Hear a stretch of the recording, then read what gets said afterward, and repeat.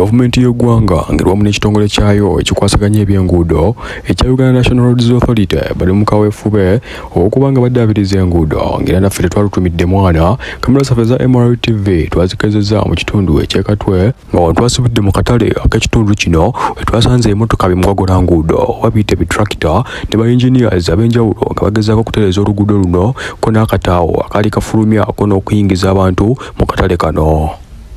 Kigambibwa nti akatale kano kageranga okuyingiza abantu ab'enjawulo okwenoonyeza ku kigulira Magala eddiba era nga kaali kamanyikiddwa mu sizoni y'ensenene nga no zasookeranga ne ziryoka zibuna ewalala naye nga wetwogerera tewakyali muntu n'omu gavumenti oluvannyuma lw'okuba nti eri mu ngazi y'oluguudo luno. Wano twatuukiridde abantu ssekinnoomu ko n'abasuubuzi ab'enjawulo okuba nga batunnyonnyola ekifo ekituufu abasuubuzi abali bakolera mu katale kano gye badda ko n'embeera engeri gye bayisizzaamu oluvannyuma gavumenti okubanga yabagoba mu katale kano. Jjukira abantu abasinga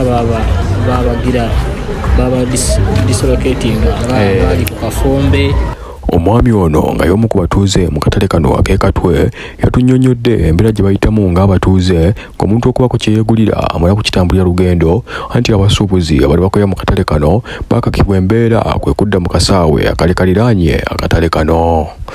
Kino kyatuwaliriza okwenoonyeza ku chairman w'akatale kano okutubuulira ekituufu abasuubuzi bano gye badda bwe tutyo obukolokolo mu ofiisi ya chairman kano yatuwanirizza era n'atunnyonnyola nti abasuubuzi abali bakolera mu katale kano abamu ku bo badda mu kasaawe akaali keesuulidde emabbali w'akatale era ng'abalala baakakibwa okuddayo gye baali baava era nga lwesabidde gavumenti ebagaziyize akasaawe kano oba ebeeko kyeyiyiza abasuubuzi. Kuba tebakyaliko sikyabalabawo ekisaawe esebo kiri kinene gamba beewogomako eyo abasinga baddeeyo ku kisaawe era bayinza obutaddira ddala engeri gye bali abagaziyeemu ate nabo ne bafunzaawo. Oluvannyuma lwa chairman okutunnyonnyola nti akatale kano kayinza n'obutaddizibwawo bwe tutyo twagenze bukolokolo paka mu kasaawe k'omupiira abasuubuzi bano abamu gye baali badda batunnyonnyole era batuwe endowooza zaabwe ko n'ebizibu bye basanze oluvannyuma lw'okugobebwa mu katale kano.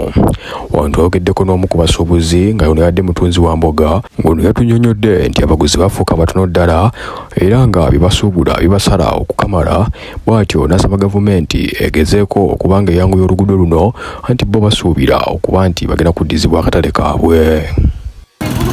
Kino kyatuwaliriza okutambula bukolokolo okuddayo ku luguudo okwebuuza ku bayinginiya abakola oluguudo luno basobole okutubuulira ku bbanga lye basuubira lye bagenda okumala nga bakyakola oluguudo luno oba akataawo kano akakatale k'e Katwe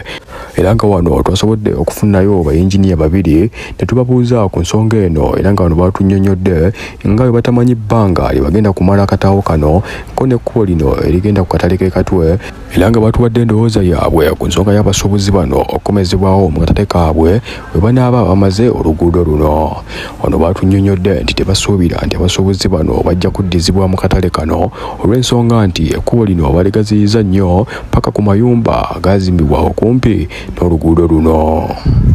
Kino kitegeeza abasuubuzi tebagenda kuba na kifo kwe bagenda kutundira maali yaabwe ne bwe lunaaba ng'oluguudo lumaze okukolebwa.